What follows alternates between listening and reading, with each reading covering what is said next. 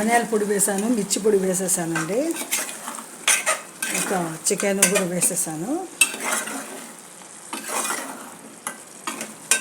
ఇంకా ఇది మసాలాలో కాస్త ఉడకనిస్తాం.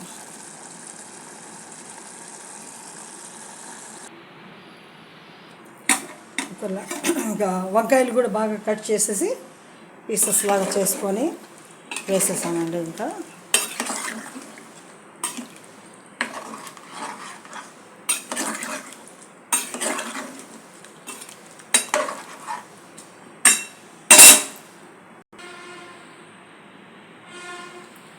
రెడీ అయిపోయిందండి చక్కటి వంకాయ చికెన్ కూర. మస్తుగా రెడీ అయిపోయింది. ఇంకా అన్నంలో వేసుకొని కానీ, చపాతీలో కానీ, పూరీల్లో కానీ తింటే బాగా రుచికరంగా ఉంటుంది. మంచి కూర అండి, సూపర్ టేస్ట్గా ఉంటుంది. మీరు కూడా ట్రై చేయండి.